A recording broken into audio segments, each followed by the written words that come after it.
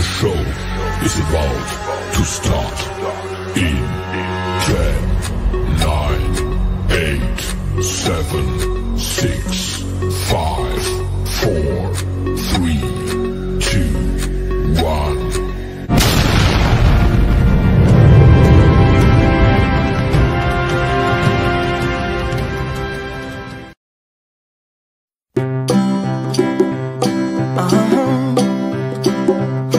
If you ever find yourself stuck in the middle of the sea, I'll sail the world to find you.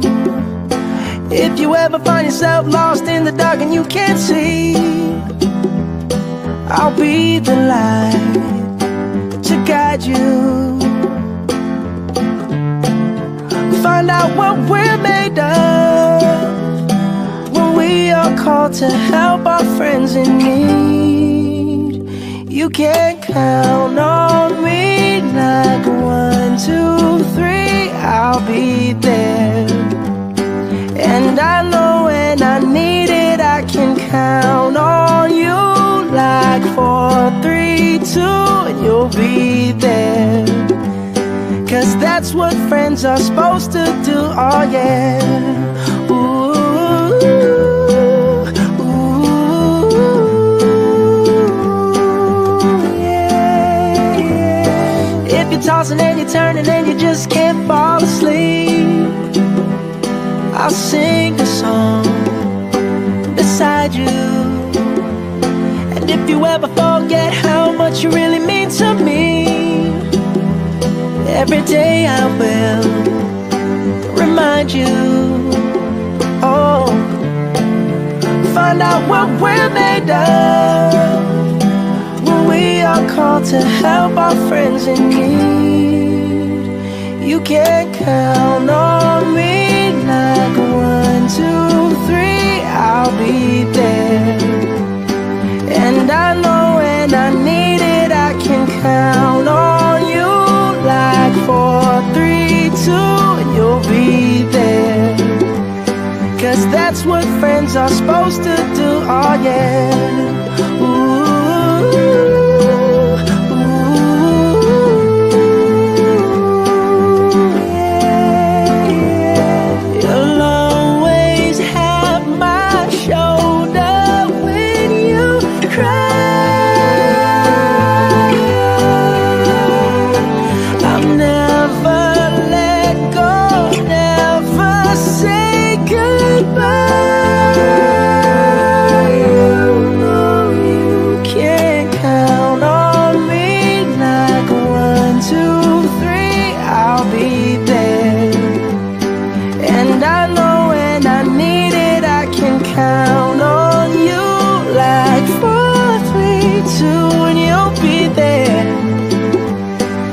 That's what friends are supposed to do, oh yeah.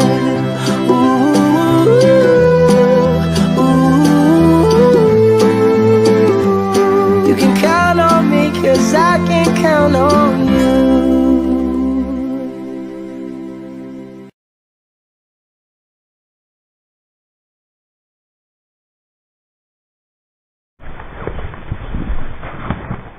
I pledge allegiance to the flag of the United States of America and to the republic for which it stands, one nation, under God, indivisible, with liberty and justice for all.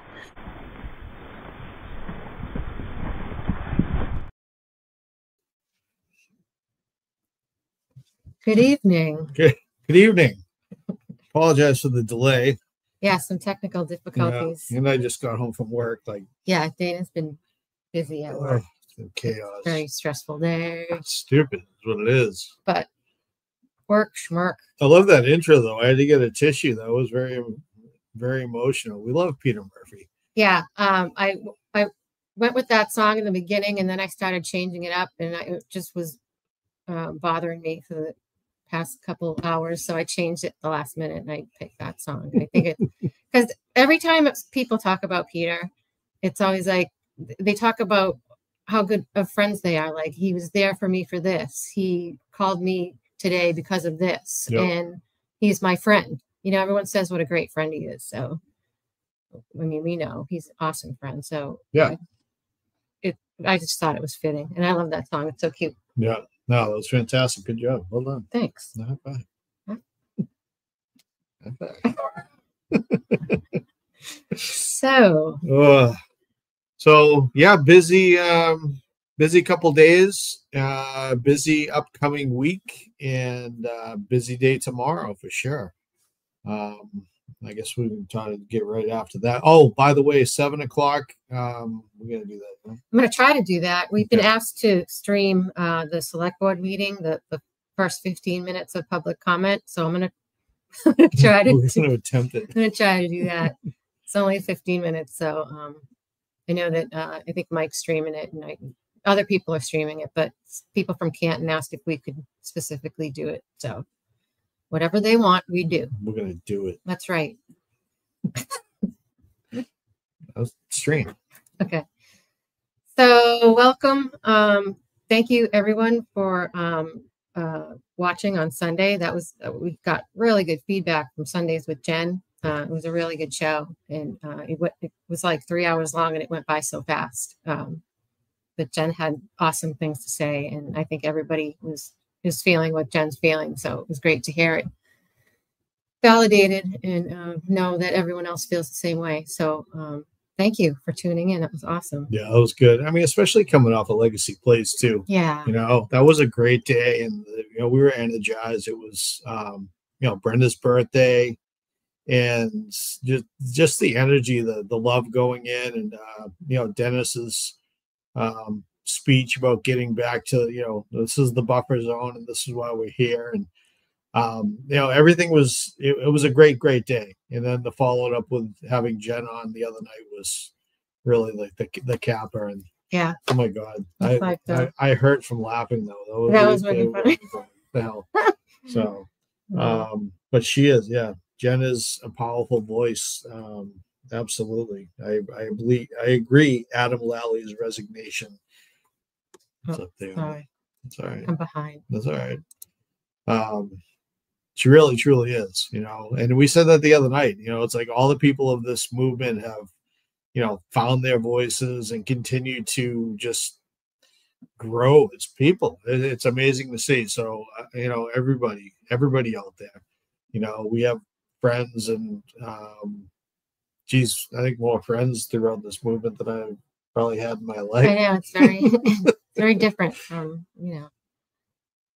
It is. I like it, and I talk to majority of these people more than I talk to my own family. So you guys are there's also that too. So there's my boy Dennis in there. Tomorrow, 7:30 a.m. Where are we going? We're going to Dedham. Right? Yep, Dedham tomorrow. Dean is going to be streaming actually tomorrow morning from Dedham. She said probably 7:30 ish. She'll get there and start up. Knowing her, she'll probably be there like 5. But reverting back to the buffer zone days when she showed up super early. Yeah. But so she's looking at. We'll put out a stream. I'll get that set up for tonight, and she's going to go live. Hopefully she'll go through and do her, the morning prayer and get everybody grounded in what's going on outside the courthouse. So I believe court starts at 10 tomorrow. I think it's 10. Yeah, not 9. So, so Dina will be there covering that. And then also Morrissey's office is after from 2 to 5, 45 Shawmut Road. That is a standout for all of the causes, all of the people and that are impacted by this, it's just amazing how this list has grown. Yeah. Unfortunately. So tomorrow Dina will be there streaming as well, starting at 1:30. I'm hoping to be there after work.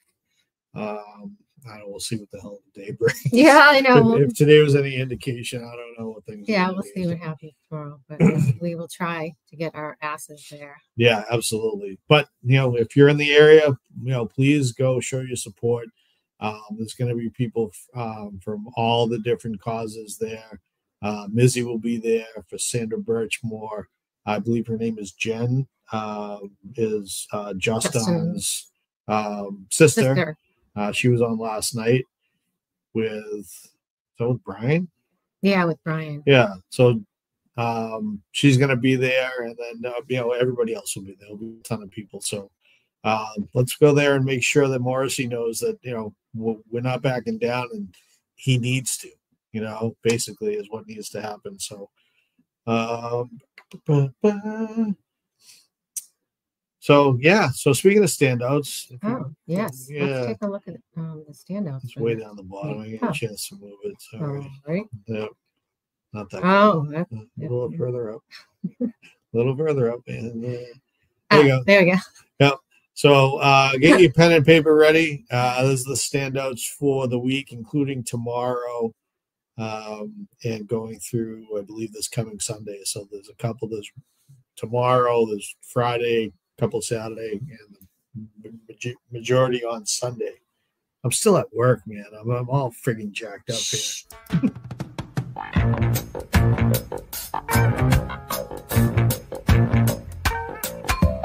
Get up, stand up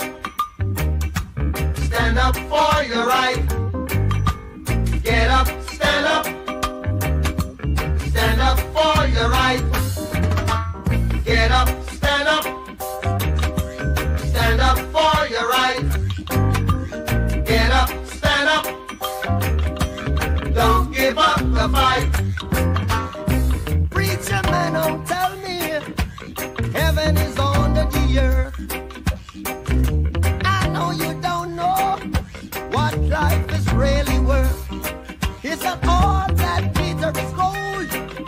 After story had never been told, so now you see the light. Hey, stand up for your right. Come on, get up, stand up for your right. Get up, stand up. Don't give up the fight. Get up, stand up for your right. Get up, stand up.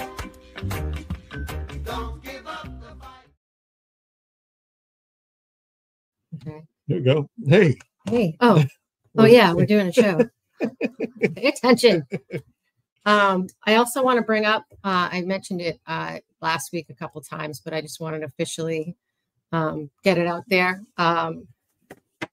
November 22nd at 6 p.m. It's a Friday night. There will be the 2024 annual Boston Police Retirement Banquet, and Brian Albert is among the honorees. So I think this would be, and I'm not telling you what to do, but I think this would be a good place to gather and tell the Boston Police how we feel. And also there's family photos will be at 5:30 prior to the start of the event. So that might be a little bonus. Get the family members and everything. Oh, wonderful. So yeah, we'll put something out on the Facebook page tomorrow. What town is it in? I'm sorry, it's at the 4 Points Sheraton in Norwood. So that's 1125 Boston Providence Turnpike. So it's the 4 Points Sheraton. Yeah, it'll be good. We'll get something out there, but that's definitely that'll be fun.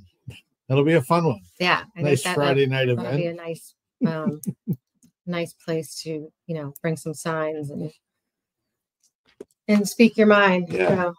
Yeah, family photo bombs. Yeah. Oh shit. That's gonna be fun. So anyway, I just wanted to get that in there. What else? We're having technical difficulties with our guest this evening. Yeah. He's been connected and then disconnected, and we're still trying to work that out. So bear with us as far as bringing on our guest of honor. We're gonna do what we got to do, I guess. So let's see. Oh, I wanted to mention Dina is finally got her sign complete, and the raffle is up and running. I think she cried a little bit before she got rid of the thing because she was literally carrying this around for a good part of a month. Yeah. Getting everybody to sign it, but there's over 300 signatures. I'm going to play a little video now, showing all the particulars of the raffle. But it's basically $10 a ticket. Donate to Karen and share your screenshot of your donation to Nick, whether it be on the page under that event that they created for this. I don't know if it's actually an event, whatever the post, and then or send him the screenshot and you'll be entered. Unlimited entries, $10 a pop. You win a piece of history. Yeah, for sure. It's really cool. Dina's I hope I win it. Dina's child. All right, check it out.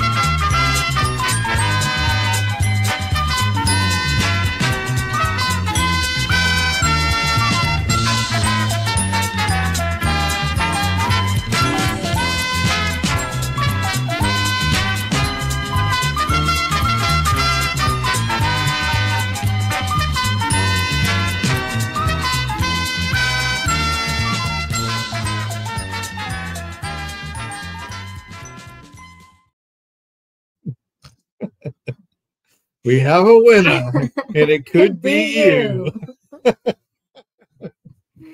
Yeah, so do that. Let's get those numbers up there so we can donate a whole crap load of money to Karen. Yeah, absolutely. Again, $10 a pop, even if everybody who signed that donates and puts in for one ticket. That's like $3,000 right off the bat. So let's go. Get it. I love all the the donations and the what people do to try to raise money for the causes as well. It's necessary. We're going to the second trial. All this nonsense is going on. All that money that has been raised previously is already spent. So we need to make sure that Karen can get through this, and we're here to support. So that's what we do. So we wanted to say that, speaking of donations, there is the event. This is wicked fast. I made this one too short, but Star Drive-In December 8th as a Christmas holiday extravaganza with all the accoutrements and and whatnot. No, it's awesome. Erica throws a really good party over there, and all the vendors are really awesome. And telling you, it's a good time. There's lots of stuff to buy and donate to. So and the people that show up you get to see everybody, and the food is, I always rave about the food because it's crazy. It's really crazy good. And there's pictures with Santa as well. So yes, check that one out. That'll be a good time. But this is a real quick. There it is, right there. Get after it. That was quick. Outstanding. 6 seconds. I wasn't thinking. All right. So I'm not sure if I can actually, I'm not even sure. Give me 2 seconds, you guys. I'm just can we put ourselves on mute? Sure. Talk amongst yourselves for a second.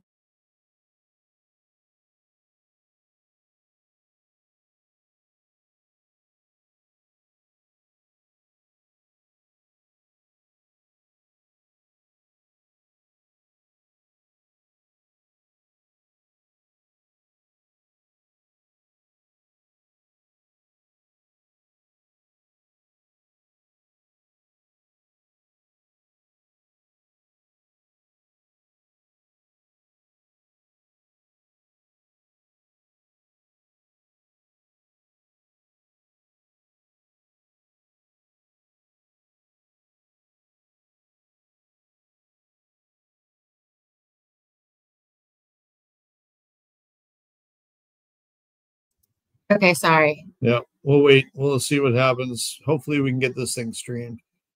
It's only like 10 minutes, 15 minutes. So It's 15 minutes. 15 minutes. So we'll figure it out, but it quite hasn't started yet. Oh, We'll see. Missy said she can read lips. Missy, what did I say? Good thing we work well together, Yeah. because that would have been a shit show if we. What the heck? I know. Point. I was like, oh yeah, we still have the camera on. I forgot. Oh, shit. That's funny. I got Cheryl's talking about being a Speedo already. This is Oh crazy. boy. I don't know what I gotta figure this whole Peter Murphy thing out too. So just so you, yeah, Peter's having some difficulties with his microphone and everything. So I'm hoping that we can get this select board meeting going.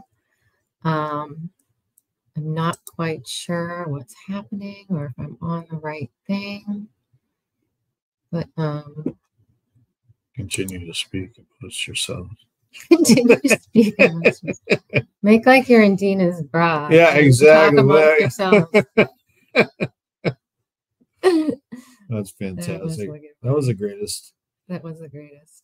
Uh, While we're waiting, oh, I have some cash apps, and Judy, my good friend, thank you so much. She paid $20. She said, looking forward to the show. Thank you. Thank you, Judy. And our good friend Kurt Oh, sends a message and $5 saying, taste the brisket, taste the goodness of the biscuit. Have a great show. taste the honey sauce. Taste the goodness of the biscuit with that honey sauce. I wasn't going to sing it. So I thank freaking you, love Dana. that song. It's amazing. I didn't sing it quite in tune, but that's an amazing song. Hey, BLT's Kurt in the house. What's up? Jeez. What's up, brother? How you doing? What's up, bud? Thanks for stopping by. It's awesome. All right, what else? So let me check this. Let's see what we started up here. Nothing yet. Nothing yet. Oh, wait, Oh, hold, what? please hold. Oh, it's a bunch of old people, in ugly sweaters talking.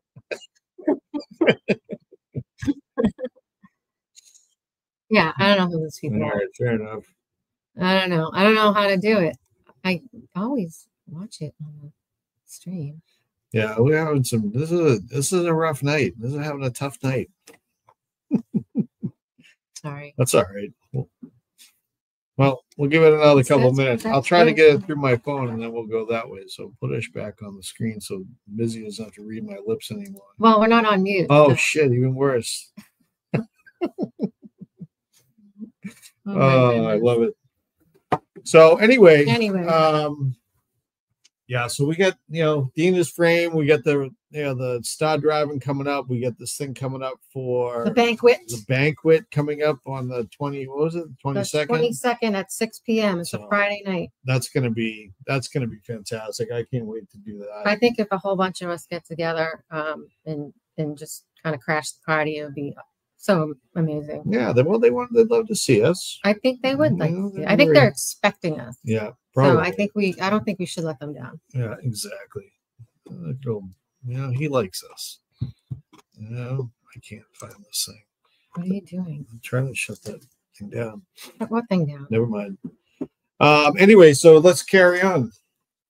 So we're gonna have a problem with our guest Peter Murphy. So let's talk about oh, Jesus Christ. Oh, thank you guys for ordering more hoodies. Oh, yeah, talk about that. Some came in yesterday, and I got some coming in this week. So it's like awesome. It's so I love like your hoodie came in and handing it off. Yeah, It's so awesome. And just going out to the standouts and stuff and seeing them. It's so great. Thank you Yeah. guys for your support. I love it. we were able to deliver a few on Sunday, which was great. And it's awesome to see everybody kind of supporting the gear. And we have the couple of hats. You can try on a different vendor for the hats, I guess. Yeah, the hats kind of suck. So I might have to shop around and find another vendor. I think I did find one. So I don't know. We'll see. Yeah. Hang tight.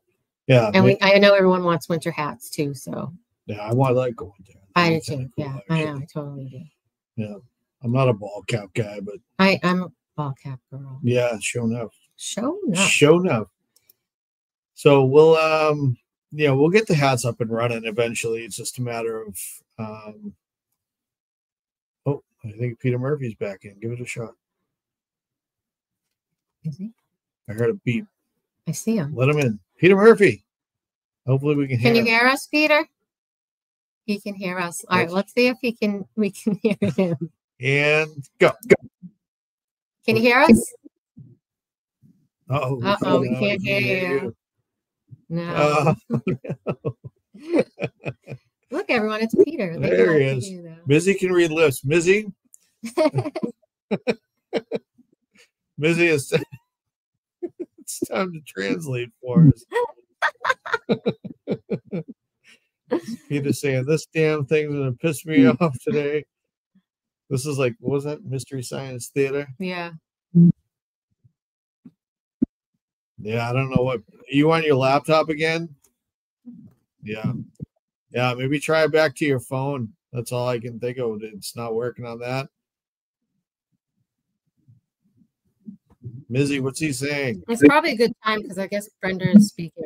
So if you guys want to switch over to like Mike's station or something, we can. See, we can kind of He's hear him. great.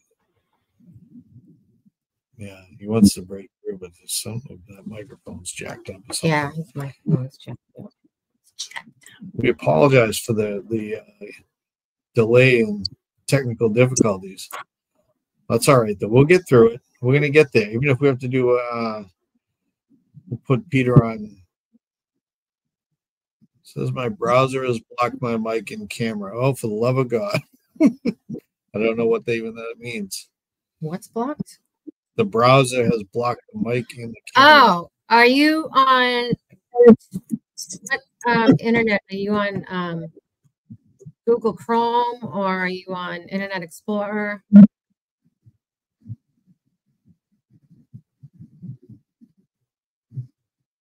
I can't hear him.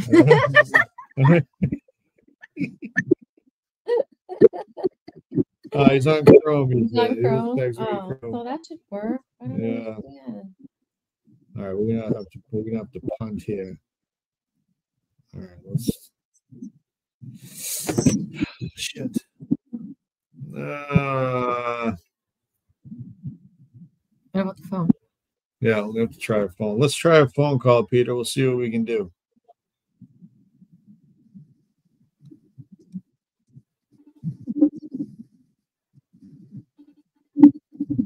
Calling Peter. Yeah, mute him out.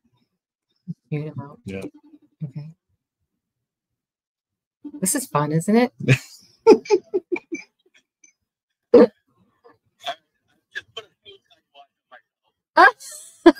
There we go. Maybe we can pick you up this way. No, it's a mess. So This echoes and everything.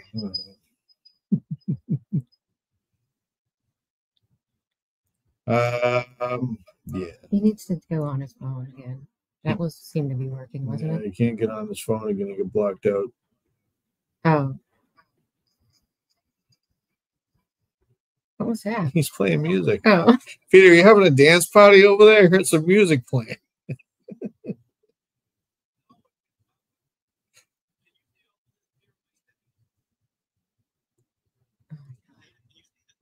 Yes.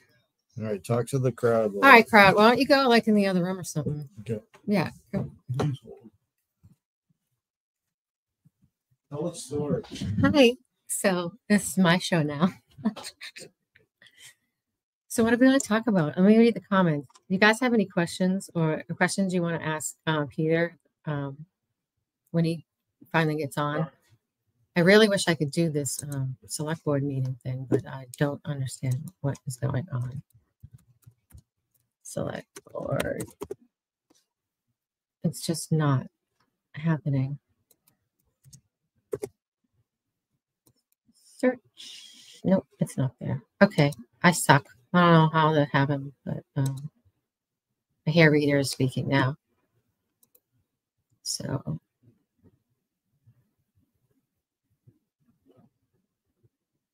Has he tried changing his settings? When we went into StreamYard, Mizzy, he couldn't, he was on his laptop and he couldn't like press the mic and the camera, you know, in that testing page.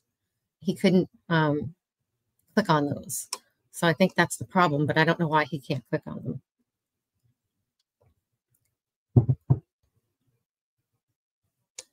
them. Oh, Renee wants to let everybody know. Standout move to Colony Place last Sunday. Yes, I'm sure it's a bit cold down by the waterfront, so they changed it back to Colony Place right on the bridge. It's really cool. It's great, great spot in Plymouth. Neil, be nice, Tracy. I'm always nice, Neil. I'm always nice.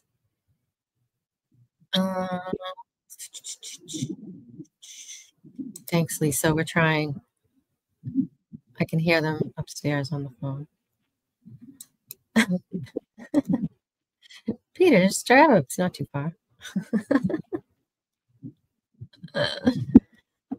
Anyway, what else can we talk about? Let's talk about this past week. It's like not to get into detail or anything, or just want to focus on the positive that happened this week. Like Dana was talking about, Sunday was just the best day. It was a really great time to just kind of take a step back and block out the noise and just have fun like we always do at these standouts, and not worry about who's talking about who and who's saying what about who. And it does suck because we see it, and it affects us because it's like, you know, we don't want to see people that we care about, you know, fighting or disagreeing at that magnitude. But yeah, so I think we did a good job Sunday. Everybody did a great job just getting together and just spreading positive vibes and love. And I don't know about you, but I woke up Monday in a much better mood than I had been. So, and it's because I spent time with a lot of people that mean a lot to me, and together we have something that means a lot to us. And, you know, every time I just feel good when I'm around you guys. I'm sure you guys have the same feeling. It's like every time I leave one of these things, it's like I missed everybody already. You know, I love the feeling of being around and spreading our word and our, you know, just our little movement. And I just love it. I don't want to say it's addicting because that would be sick, but it is. It's just, I miss everybody when I'm not around you guys. So anyway, I'm not going to make everybody cry because now I'm tearing up. Let's see. A tech bro on speed dial. A tech bro. I can't even get my moderators to even watch the show. So cut me some slack, yo.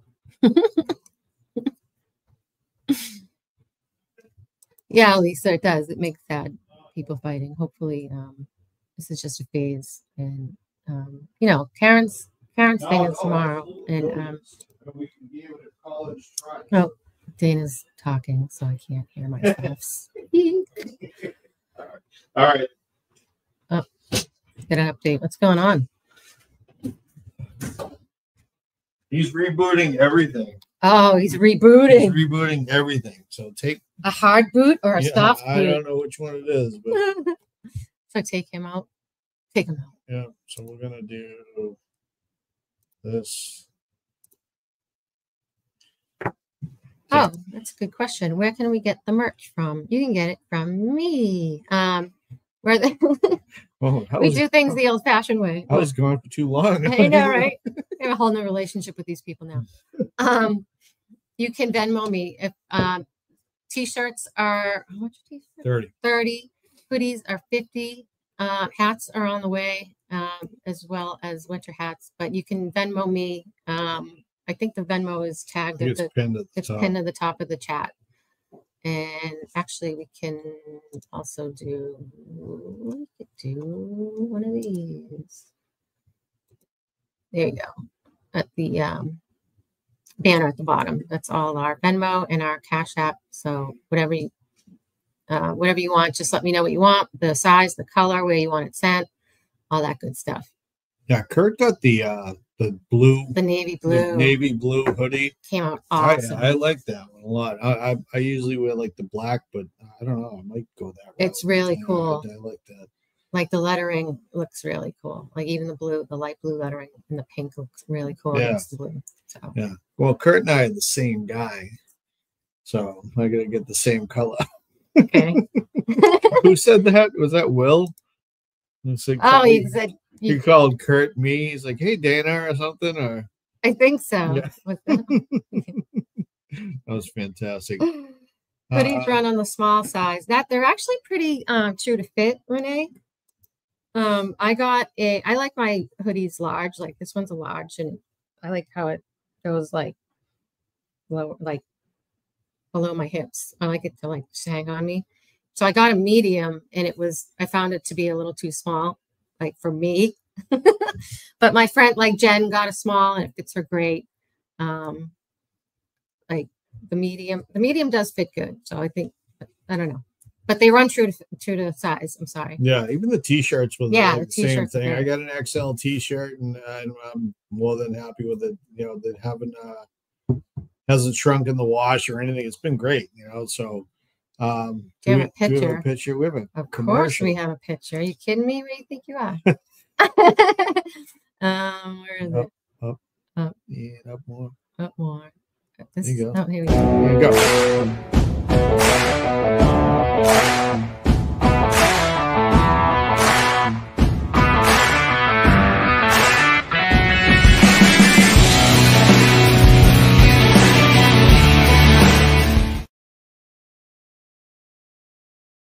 How's that for a picture? There you go. Neil. All right, we're gonna try this again. All right, we're gonna try Peter one. He's in the house, but can we hear him? Can you? What? I heard a voice. We can hear you. Hello, test 1, 2, 3. All right. Oh my God. Welcome to the show, Peter. Oh my goodness, that was. I don't know what caused it. Dana said reboot everything, shut everything down, and come back in, and here I am. I know one thing. All you need. I'm going to sue Apple for all the content that we lost so far. Well, it's probably good timing because they're doing they're speaking at the select board meeting, and I couldn't get it on live, so people just kind of left, I think, to watch it. So they better be returning. Yeah, get back over here. I invited you to leave. You best come back. All right. Yeah. Well, it was funny though. It's like you were saying, Peter. You know, like we got on the phone earlier today to try to walk through this thing, make sure that you were able to get in and all that stuff. Dana, how do you spell my last name? Murphy's Law. It is. If anything can go wrong, it will. You will. and that's why I said to you, Dana, let's make sure, let's make sure at noontime that we can do this and that everything's connected here and the phone and the computer and okay. Yeah, we did. Yep. We made sure.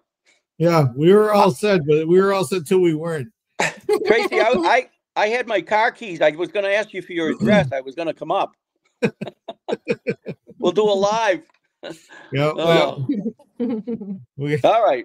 What are we doing? Do you want to go back into that select board meeting and I'll stand by here or what? It's already done. It's already over. We're good. Yeah. Oh, okay.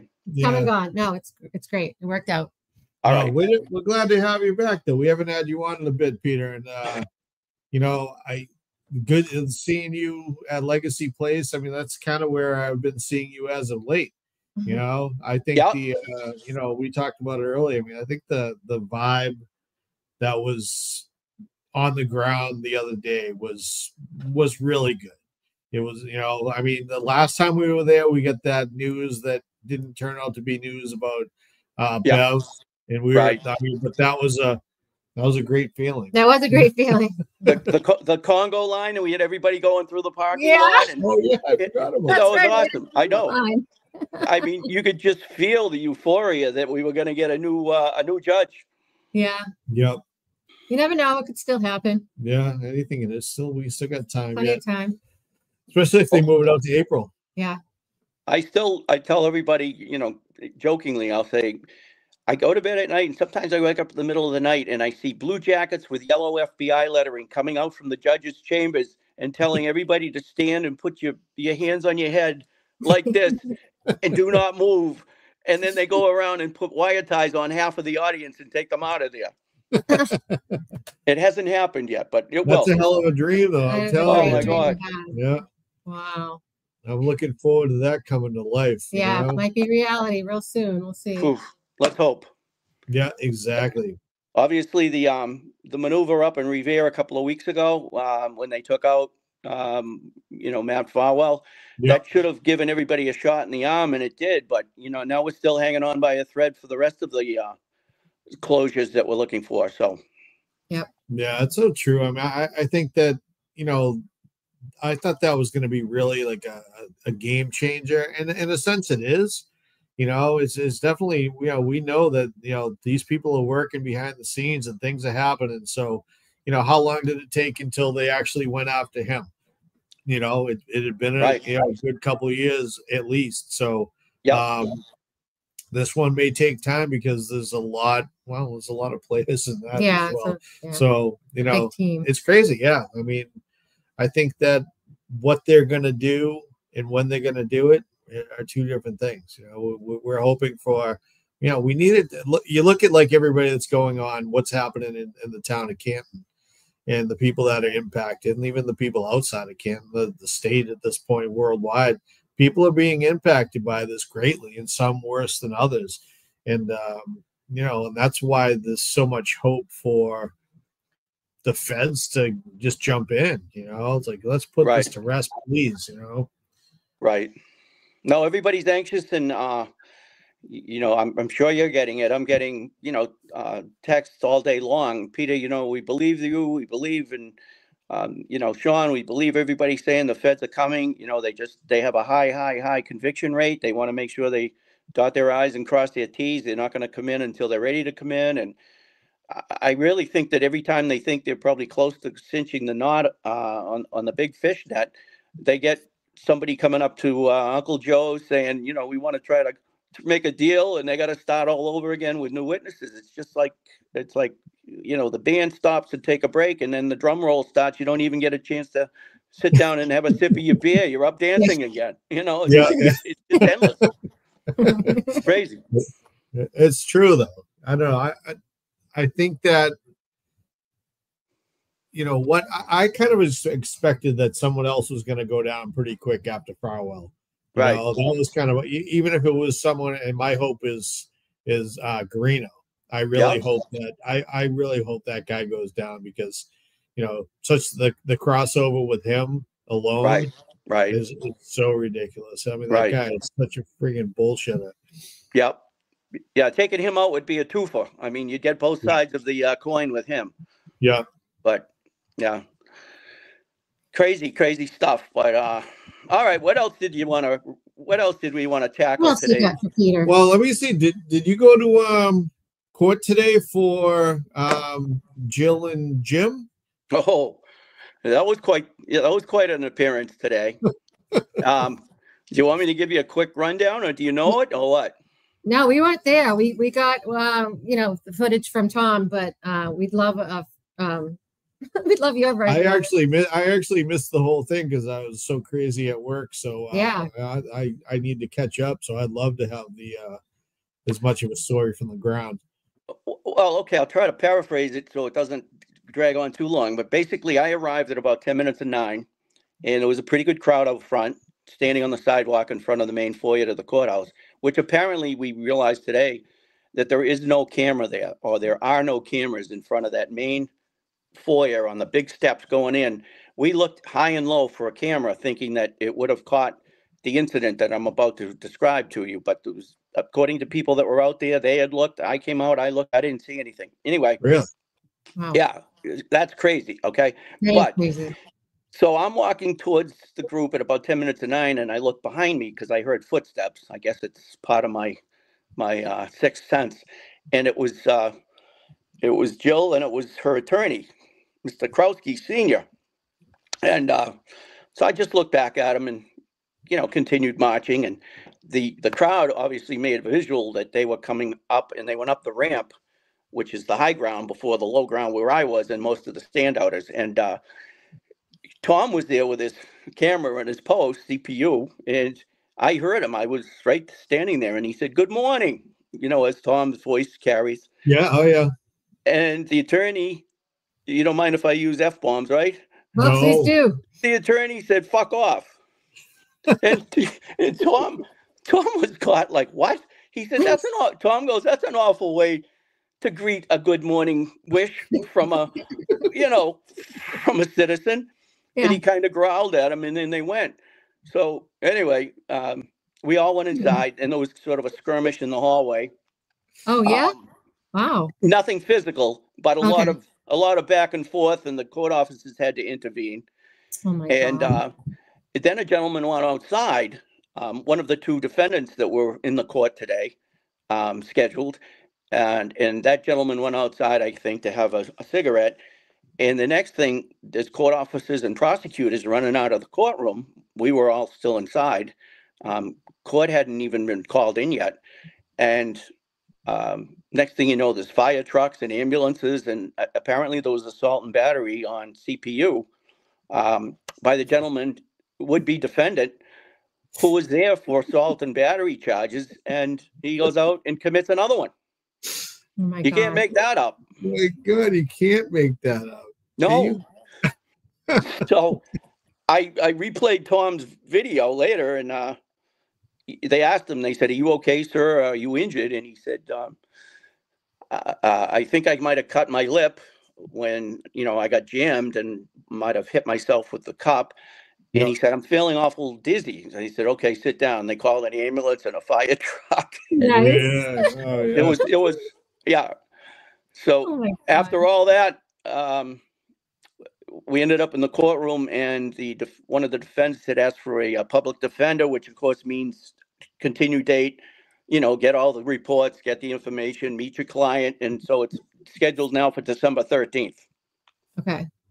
And we'll see how that goes.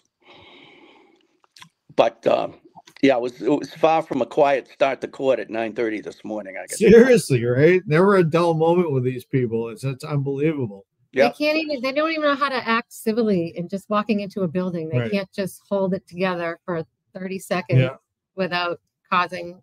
It's like bringing your spoiled kid into the supermarket and having them lose their mind when you get in there. Yeah. It's like, wait a minute, what's going on? Well, Throwing shit at people.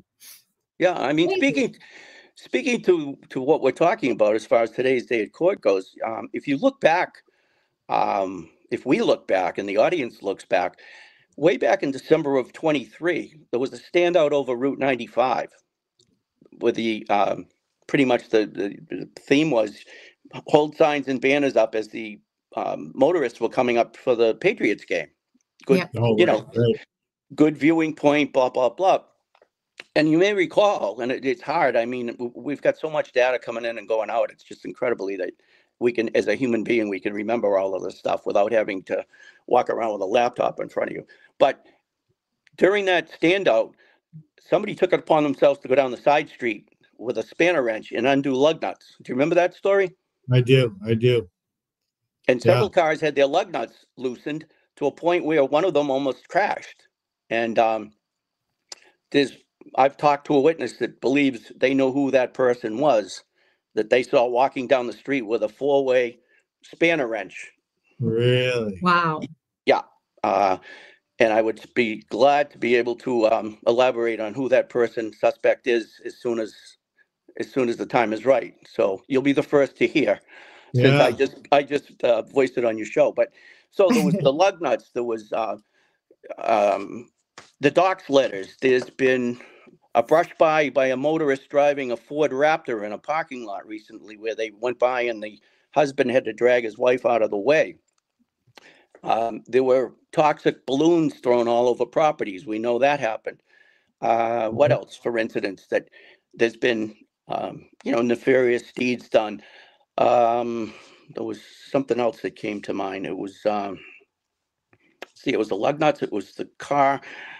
There've been stolen. Well, there were stolen campaign signs back in November and Oh, December. that's right. Yeah, yeah. Yeah, those were going missing like wild. Yeah, and that there was a suspect in that, which I have a police report.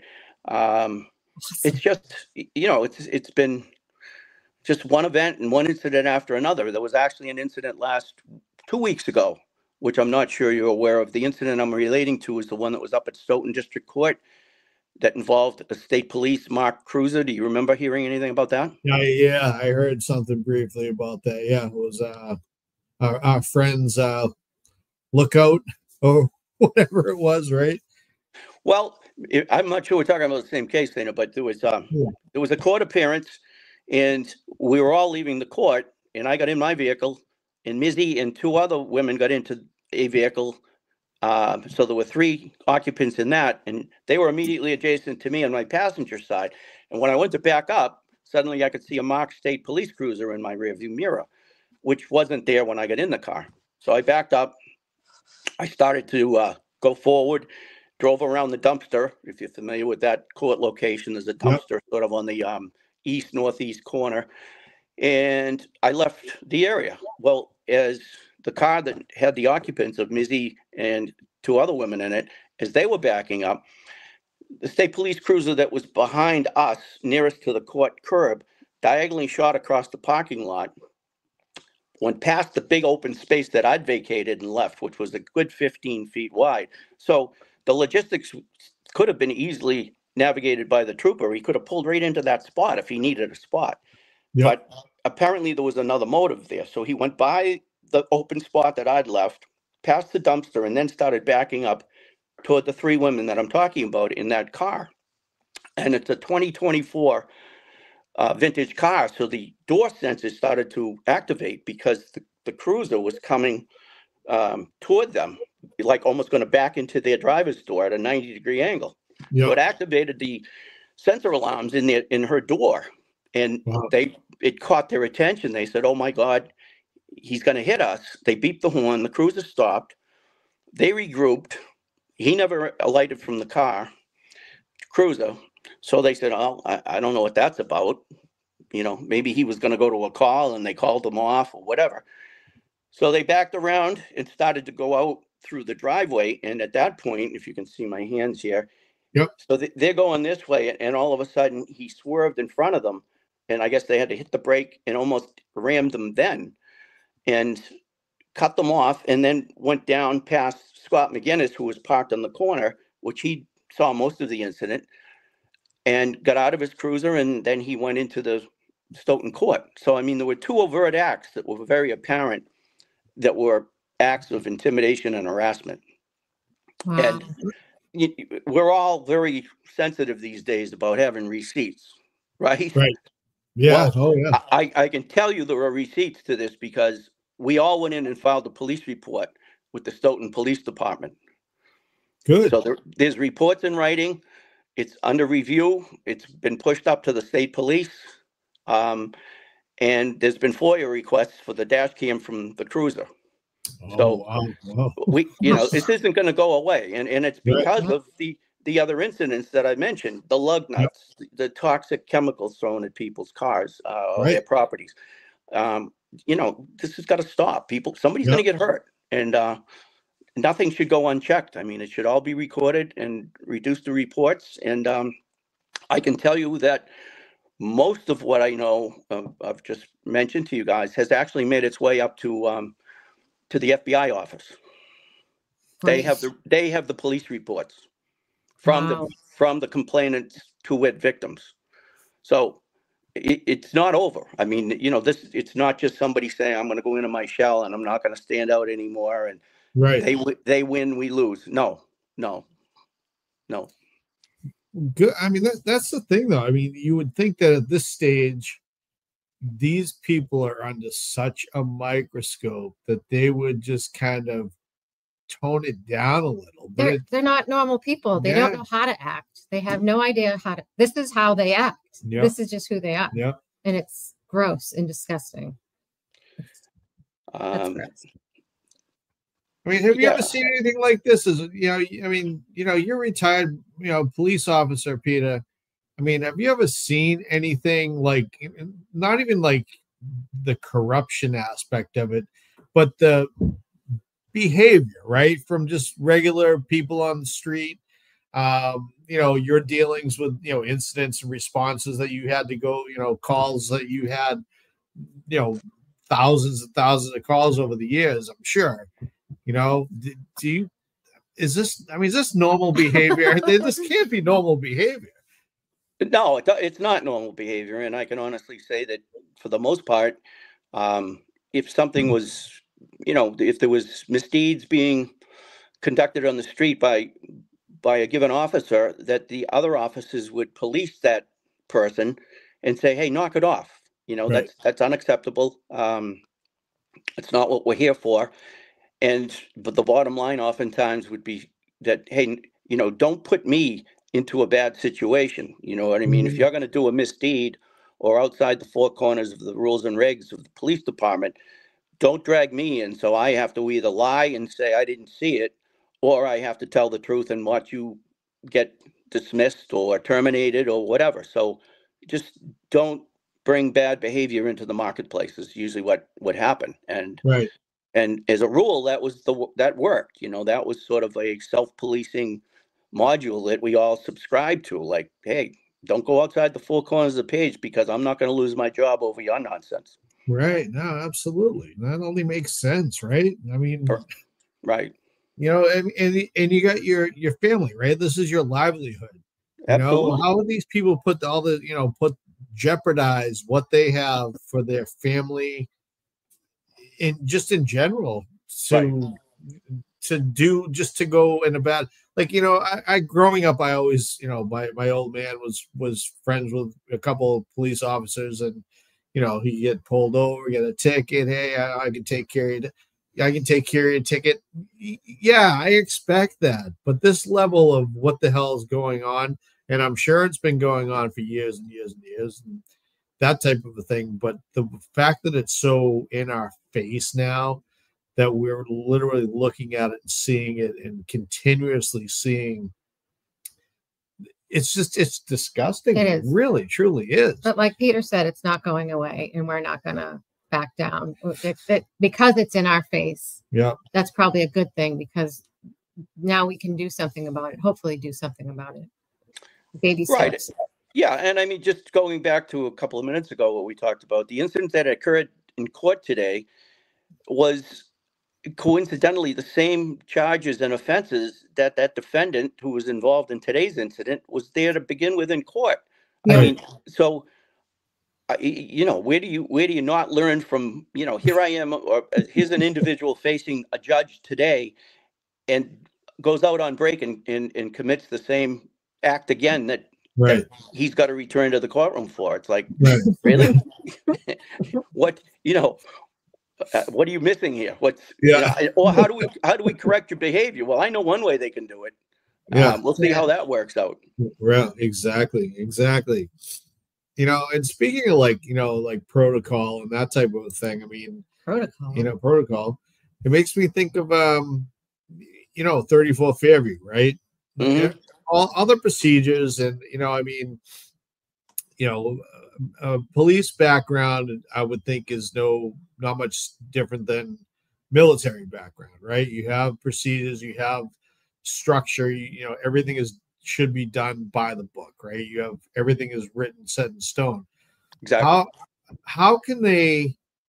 I mean, you work in that department. Mm-hmm. How could they have just strayed so far to? I guess in certain situations you gotta make a on the fly decision, right? But let's get some Solo cups. Let's use a Stop and Shop bag, like all this, like. It just none of it ever adds up. The more you think about it, the more it just blows your mind that how does that happen? And why weren't there more people involved like that night? There was a storm going on. You're going to have a skeleton crew during a storm? Well, yeah. I mean, you both bring up a very good point here. When you take the job as a police officer or a fireman, they will call you if somebody, you know, is out sick to replace that person for minimum manning, or they will call you and say, we're looking to fill a couple of overtime shifts on the 28th into the 29th because they're expecting a big storm. We'd like to have an extra couple of cruises. Or actually what Canton did back in the blizzard of 78, they brought in enough people or held over people for the blizzard of 78 so that you had several two-man cruises instead of one-man cars. You had two-man cars, you know what I mean? That way, if somebody got stuck or you need someone to go out and put a rope or a chain on somebody's tow hook and get them out of a snowbank. So it made sense to have a two-person vehicle, two-man cruiser, two-person vehicle. And certainly on the storm that we're talking about on the 28th and the 29th, I believe they were only running 4 people on the street. I don't know that there were 5 cruises. I believe there were only 4. As you know, they had to bring the sergeant out of the station to respond to the scene, and instead of having extra personnel so that the sergeant, he or she, could have said, boop, I got to go, you know, 5 past 6, a body on a lawn. And in my opinion, and here's where the select board comes into question, they are the police commissioners in the town of Canton. They are responsible. It's enumerated right in the part of the charter that they are responsible for providing public safety. That's the first word that they're responsible and accountable for. And to not have a total recall that morning when you have a dead police officer on a lawn, I mean, they should have gone, hey, Dana, you know, Sergeant Jones here, we're ordering everybody into work. Pack a bag, bring your toothbrush, tell your family you might see him at midnight. You might not be home until tomorrow. This is a direct order. You know, it's like a plane crash. You don't have an option to say, nah, I'm watching cartoons today. I don't feel like coming in. It's an order. You are ordered to come in. And it's, you know, you could conceivably be terminated if you don't obey that order. We're public safety. We're serve and protect, save lives.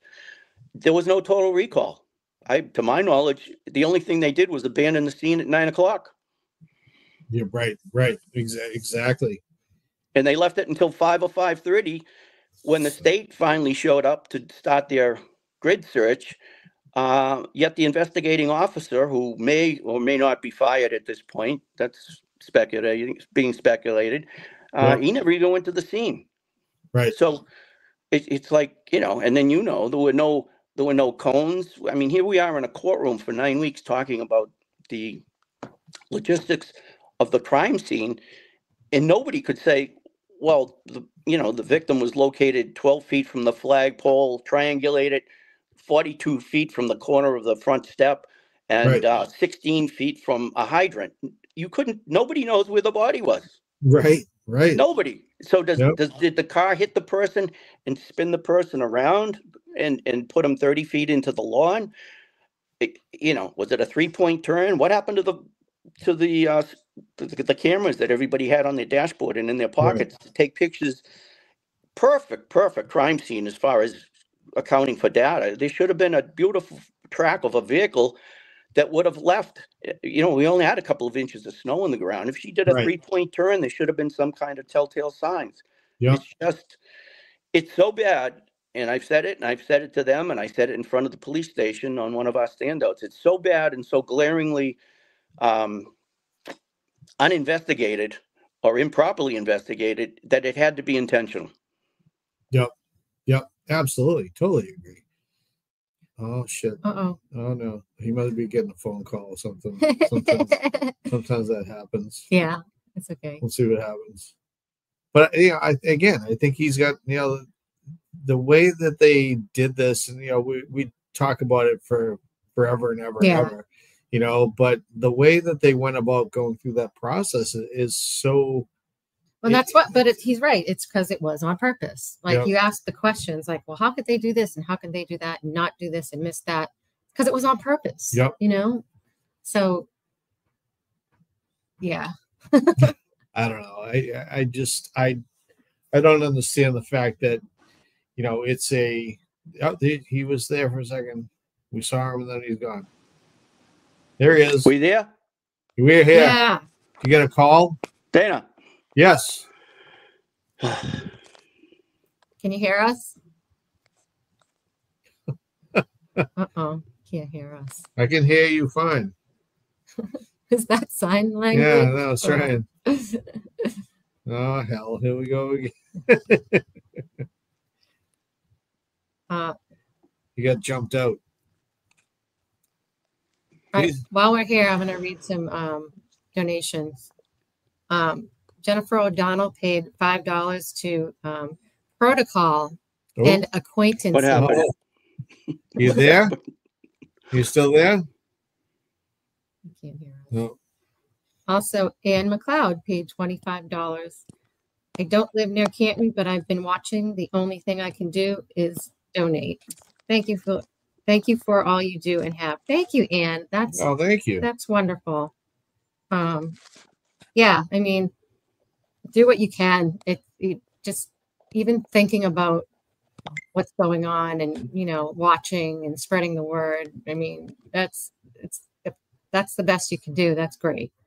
So yeah, we really appreciate that $25, Ann. That's so awesome. Thank you. And accoutrements. No, the accoutrements. Accoutrements. Protocol. Is it and acquaintances? Accoutrements. Accoutrement is it? Well, Mance would be American. Is it mince? It's. You there? Can you hear me yet? Yes. Am I back? Yep. Can you hear us? I can. Okay, good. Oh, there we go. All right, great. Yay. This is great. Somebody tried to call into me. That's what we thought. Yeah. Someone was calling you. How do I block that nonsense if somebody wants to start calling me? I have no idea. Just press end call. Clearly, well, that's what I did. That's what I did, Trace. I hit the red button, but it knocked me off the air with you guys. Oh my goodness. I know. I'm sorry. No, that's all right. I'm glad you got back on. That's great. We're learning so much tonight. I know, exactly. Yeah, the technology. Yeah, we've come a long way from solo cups and a Stop and Shop bag. All right, so let me see. So what you were saying about the way they address this whole thing, right? Even not just as a first responder, but as a human, right? As a person. If there's someone outside, there's a commotion outside your house, your neighbor's house, there's, cop cars everywhere, there's EMTs and ambulances, fire trucks. Don't you go outside and at least rubberneck, no matter what time of day it is? I mean, if there's, my neighbor has something going on next door, it's 2:00 in the morning. I poke my head over the fence at the very least and be like, what the hell is going on over there? Yeah, but not if you know exactly what's going on out there. So. Right.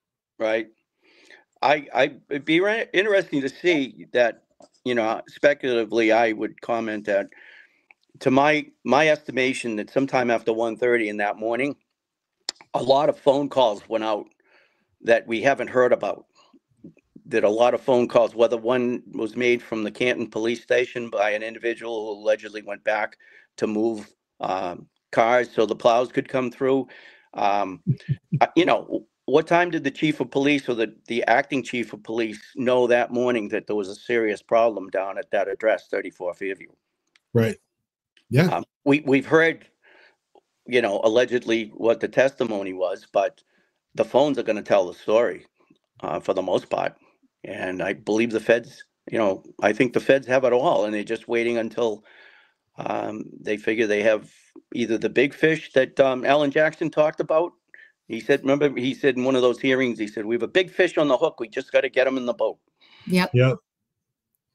It's so true, and I mean, and then they unleash the whole Morrissey has the burner accounts and all this other shit. It's like, oh, wait a minute, hold on a second, Right. I honestly didn't see that coming. Not that I'm surprised, but I just didn't see that one coming at all. No, that was an extra slice of cake at the dessert table as far as what's going on with him. You mentioned him. Here's a little caveat back to his stories. I have friends that were down the Cape during the summer. They're, they're not, they're solid people. And they said to me, "Oh, you'll never guess who we saw down the Cape. We saw a DA and one of the troopers." I said, "Well, that's interesting. What was the venue?" "Oh, it was in a bar." "Okay, cool." And evidently there was eye contact made, and the DA said to them, "Do you know who we are?" And they said, "Yes, we know who you are. We obviously know who you are from the Reed case." And he said, Morrissey said to the two people that I'm talking about, two adults in a bar, early in the afternoon. They hadn't had any quantity of drinks. Matter of fact, I didn't even think they'd ordered one. It's kind of like they first sat down, and you know how you look around left and right to see, if Dana and Tracy are there or who's there. Yeah. So anyway, I guess the conversation from DA's direction came, "Well, do you know who we are?" "Yes, of course." What do you think about the Karen Reed case?" And the comment from the people I know was, in unison, "She's innocent. She didn't do it." And the comment was, "Oh, no. We're going to prove, we're going to show." Now, this is a district attorney in a venue. He doesn't know who he's talking to, and yet he's basically claiming that she's guilty. If that doesn't kind of taint things a little bit, then we had him come on that Friday afternoon unprecedented report where that's one for the books. Yeah. And then there was a recent revelation that he was down at the marina in Marina Bay, which is where he has, I don't know, a 36-foot or 38-foot boat down there. And he engaged some people in conversation down there, and one thing led to another, and they said, "We're from Canton, I guess." And he said, "Oh, this would be a good time to get some off-the-record comments from people from Canton. What are you hearing on the streets of Canton?" And the comments were, "Well, we know from a lot of people that the comment is that Karen's innocent." And apparently the comment was, and I believe these people would come forward and testify, his comment was, "Well, if it's the last thing I do before I retire, I'm going to put her in jail." Oh my God. Wow. What? I mean, imagine if that was your family or my family, and the, the crosshairs in the rifle were pointed at you that way. I mean, that's right. Talk about a frame job. Oh my God. Yeah. So it just, how do you move on from that, really? Where do you go? Yeah. Oh, seriously. Yeah. And where does it end? It just seems like this whole Quincy connection is a quagmire when you start to look at the names that are involved and the connections with the cafeteria and connections with court and connections with this and that. It's just like the circle just is very tight and very closed. Yep. Well, they do. They look out for their own, and I mean, in certain world, you look at your family, and that's your circle, that's your world. You look out for them, but you know what? These people aren't family. You know what? Why are you looking out for them? What do they have on you, or what do you have on them that you need to be that loyal? Right. That you're going to put your reputation on the line, especially someone in a high power situation. Being a district attorney in a county is a freaking very high powered situation, and you're going to put your reputation on the line and go on and do that, make that statement that he did last year. Mm-hmm. Mm-hmm. That's incredible. That really is. If you go back, Dana, to the discussion we were having as far as the crime scene that started, upon the 911 call, which kind of lends itself to some speculation on the tone and demeanor of the person making the 911 call to the police station, to 911. It was like, yeah, what was it exactly? I'm paraphrasing. Yeah, there's a man laying here on the lawn or something like that. Would you send somebody? Supposedly that was a man that the person had known for 10 years. I just, where do you begin with that? And then as we said, there was no logistic or sequential evidence tagging of where the crime scene was before it got necessarily disturbed, which would be to load the victim and get them to the first hospital they could reach. There was nothing that marked where the person had been laying or anything like that. And I've myself been involved with cases with the DA's office going way back into we were still down at Revere Street. I actually took the call. 10 o'clock in the morning, report of somebody just killed somebody in my house. I'm going to sanitize it a little bit. So somebody was just killed in my house. Can you send help right away? I had the 911 call in my hand. I hung it up, and we had a desk officer that day. We had a lieutenant and a detective sergeant. We were all standing in the control room, and we just grabbed, guns, holsters, and cruiser keys and took off to go to this address in Canton. And we called the district attorney's office right away, who happened to be actually a person that most of the police department knew. He grew up in Canton. And as far as I know, he was very rock solid type of investigator out of the DA's office. He was at the scene, obviously, at 10:30 in the morning, not a blizzard. He was at the scene within 15 minutes. And between he and the lieutenant and myself as the sergeant, we coordinated a plan. We searched the house. We took the victim out, which we didn't really know what happened. There were two victims in the house. One of them went in an ambulance into Boston because of the severity of the condition. And the district attorney's representative, the state trooper, he did the right thing. He said, okay, I want a Canton police officer to ride in the ambulance with this person. They are unconscious now. They might make a dying declaration. They might come out with a word or a statement. They might say a name. And we also know that, in triage, in a EMT or a paramedic situation, they usually access, as much of the body as they can with scissors. They cut jackets off. They cut trousers off. They access the victim.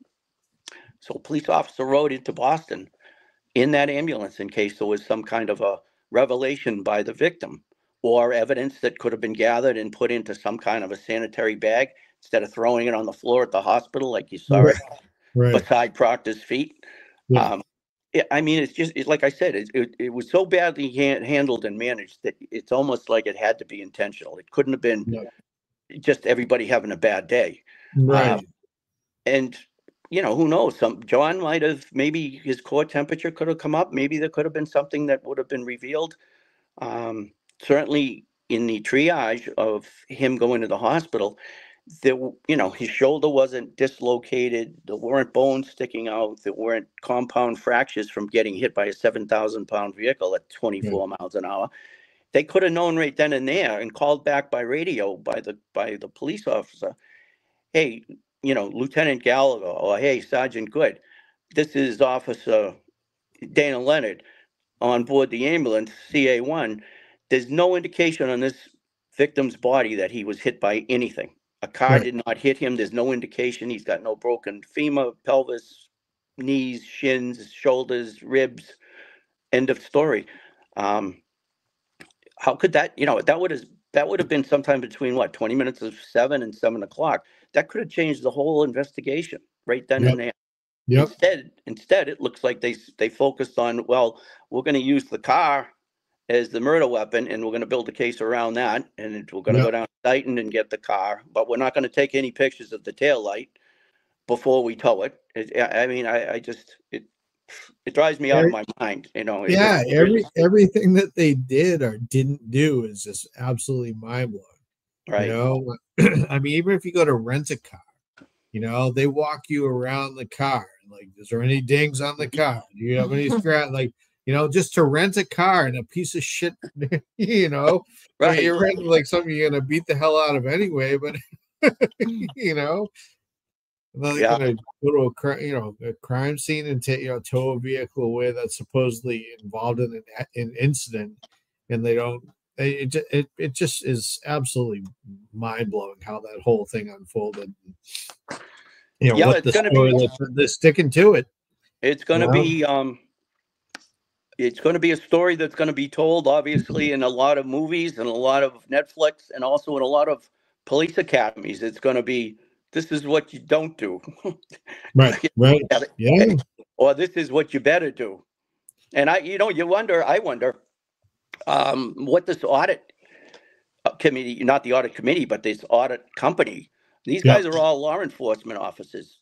Most of them were DEA. I met Right. with them. I met with them the day that they interviewed. I happened to bump into them out in the Oh, parking really? lot Okay. at the Canton Library, and they all had lengthy careers, I guess, distinguished careers in law enforcement in the federal level and DEA, coincidentally.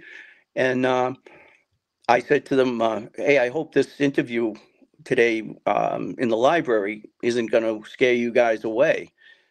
In other words, I hope you're not going to get on the plane and say, hey, for that kind of money with the angst and vitriol that's going on between the town and this audit committee, we're just sticking our neck out to have an awful bad term of investigation here and auditing." And they said to me, it was kind of candidly, they said, "Look at Peter, think about it. A police audit. Who would want a police audit? Maybe the police department would want to have it to check on their efficiency. Maybe. Sure. Yep. Maybe the company you work for might want to have an audit or some kind of an internal review of what you're doing, Dana, right? On a day-to-day. Do it all the time. Right. Change your business model, change this, change that, change your work shift, change the number of days you're at home versus in the office, all that stuff."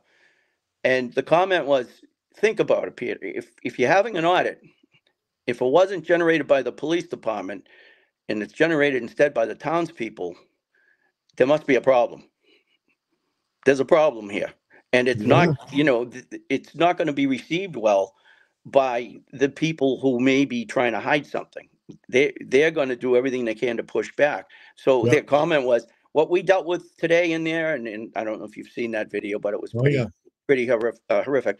Yep. What we dealt with today is not going to scare us away. We'll be back and we'll give our presentation again, or we'll open the bids and hopefully we'll move on with the case. So I think it's the 15th, which would be Friday, that they're having some kind of a kickoff.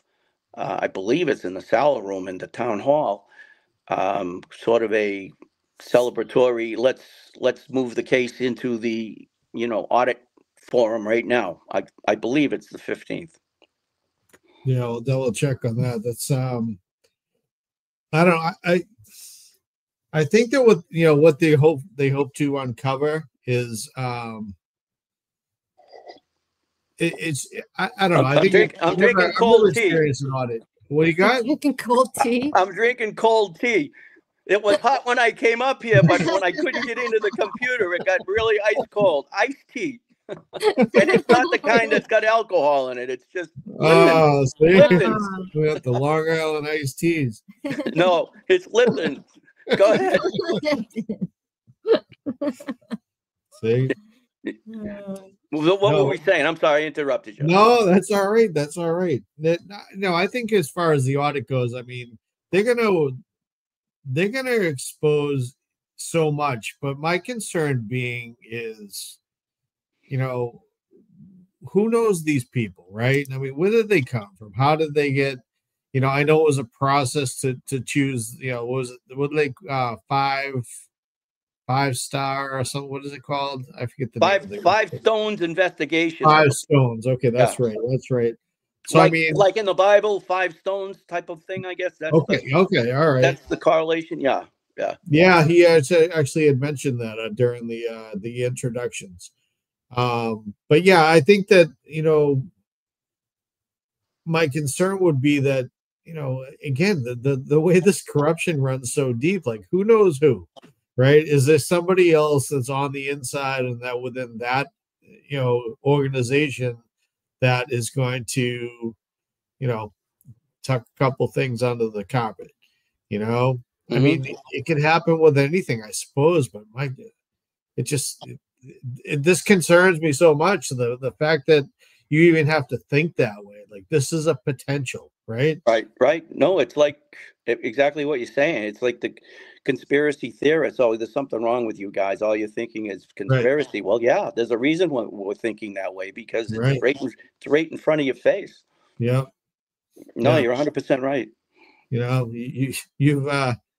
You've worn out my trust. I don't trust much anymore. It's crazy, with all this and what we do and where we are on a day-to-day basis, going out and standing out and the harassment that the people of Canada are receiving, and and actually someone had mentioned too, another thing you had suggested was the lug nuts and that type of thing. Think about that young boy that got the egg thrown at him at the the egg thrower. I mean, Right. that was right in front of the police station. It was right in front of that was at the rolling rally. It was at the rolling rally. Yeah. Yep. It's like, really? It's like, here we are, that should have been a sign right off the bat. Like, all right, this is going to be one of those battles, huh? Right. That's what it is now, Peter. I think too is, I think there's, I said it to Tracy, and it makes sense to me, but you look at it, this whole thing is, it's a war right now, right? Mm-hmm. It started with Karen. It started with this incident with Officer John O'Keefe, and all the people that are involved. And subsequently, we have all the battles that go on within that war. Mm-hmm. And that's what we're fighting right now. We're looking at the assaults and the rubber ducks and all this other stuff. There's just so many different battles going on. The chemical bombs and just the harassment in general. Yeah, it's absolutely incredible. There's just so much going on, and for people that don't know about what's happening, and they look at us like we're, why are you involved in that? I get it. I don't get it as much anymore, but I used to get like, why are you doing that? Why do you care? It's like, why do you not care? Right. That's the thing. Like, open your eyes a little bit more. And I'll admittedly say I lived in a bubble. I'd never, before all this, I didn't pay attention to anything. Well, no, I mean, myself and I'll use Sean as an example. I mean, the incident happened on the 29th of January in 22, and I didn't see the real picture and figure out the narrative that I had believed in for almost a year and a half, till April of, I have it in my phone, the first time I called Dave Unetti's office. I have that original phone call and that original text, and it was the middle of April of 23, and that's when I saw the autopsy pictures, and I started to hear a lot of the chirp. And I actually asked the Boston police officer who lives down near me, and I said, hey, what's the skinny? What do you hear? What do you hear at the water bubbler, right? What's the chatter? And he said, crickets. You don't hear a word at the water bubbler at any Boston precinct. And I said, isn't that strange? I mean, you lost a brother officer to a homicide of pretty horrific means and so forth, and cruel, whether it was the car or you want to look at another angle. He said, Peter, not a word. I said, what's that all about? He said, nah, I don't want to really comment. I said, wow. So I said to him something like, well, I said, there's a couple of incidents in real evidence pictures and so forth, the arm and so forth. I said, that's just, in my training and experience, I just can't believe the narrative that I believed for the last, whatever it was, 14, 16 months. And he said, no, I understand. He said, you should look at Turtle Boy. And I said, what the hell is that, a cartoon? What are you bringing up cartoons for? He said, no. And he told me who that was, and that there was an extensive amount of, data and content out there that had been created by Aiden. And I went looking and snooping and did a lot of behind the scenes reading and looking. And I said, wow, to his credit, he was pretty much the one that brought this whole thing to the curb, brought it to everybody's attention. And since then, there's been a lot, yourselves, many, many others, I'm not even going to try to mention because I'll leave somebody out and I'll feel bad about it. But anybody that's come into this forum to bring data and content has obviously tried to help the cause and bring justice for Karen and John and free her and Sandra, and here we are. So it's been a journey. It's so crazy to think how far we've come and how many people we've met, even the friendships and it's it's really wild to me. You know, the people that reach out on a daily basis. Hey, how are you today? How's it going? How's your weekend? You know, I'm like, oh my God, you know, Right. it's really the friendships that have been established throughout this whole thing Yep. it's really incredible, you know, Yep. to look in the chat here and see, you know, all these familiar faces, and it's people that, you know, we were complete strangers a year and a half, 2 years ago. Yeah, there was a point. There was one of the standouts that I believe I had been asked if I could appear in the courtroom, you know, on behalf of the Reed family. And I had just had some eye surgery, and you know, I was just a hot mess. And I had several people call me. They said, "Gee, Peter, you know, we heard you were going to be asked to come into the court today. They had somebody cancel. They had a seat. Why weren't you at the standout? That's not, you know, that's so uncustomary for you." And I told them, and the first thing was, "Well, what do you need? Can we stop at CVS? Do you need ice packs? Do you need compresses? Do you need any medication? Do you need pain pills?" I had a half dozen people calling me that I'd only said, like you said, hi to, or said hello, or, you know, had a handshake. And now all of a sudden they're willing to drive 20 miles to my house and drop something off if I need it. Right. And it was just an immediate bond that this could have been anybody's family member, to wit, Karen Reed, that this was happening to. And I think it pulled us all together. And I feel that, you know, that if this ended tomorrow, if the feds come in tomorrow with a couple of Greyhound buses and lock everybody up, I'm still going to be calling Dana and Tracy over the weekend and say, "Hey, what do you got going? Where do you want to go?" You know, type of thing. Yeah, no, absolutely. You know, and that's the thing, you know, like when we started doing this back in January, you know, we never thought that, you know, I don't think we didn't know where we were going to go with this show at all. You know, that's true. I think we make it up day to day, you know, week to week. Well, you get when you get patrons on here like me tonight, you're really not sure where you're going with it. Oh, you know, but the feedback is always so great, which is, I you know, it's really humbling. But the fact that the biggest compliment I guess we've ever received was, it's like hanging out in the living room with you guys. Yeah. And I absolutely love that. You know, I think that's where we're, you know, it's kind of what we're trying to do. You know, we're trying to accomplish it. Just, I mean, not even trying to, it just kind of comes natural.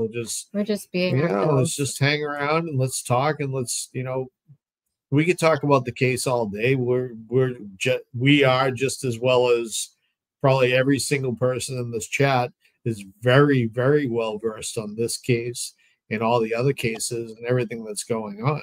You know, we just, you know, but there's so many channels out there that that's what they talk about, and they have, you know, the true experts. I mean, you know, when you got Mike Crawford bringing on, you know, Mark Betterow to talk about it, or Melanie Little out there talking about it, or, you know, Olivia going on and, you know, just getting after it on, you know, Twitter, you know, X, you know, it's you got, you know, Richie putting a portfolio of photographs together that just, you know, I mean, they just are worth $1 million, looking at the dissection of frame by frame of what took place at the waterfall that night before they left to go back to 34.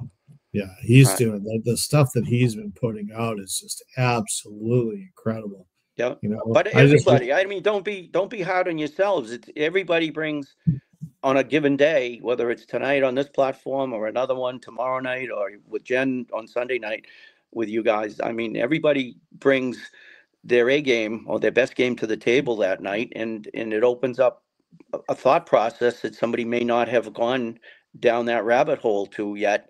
And it creates, you know, just a whole better perception of what actually this case is all about. Yeah, no, it's so true, and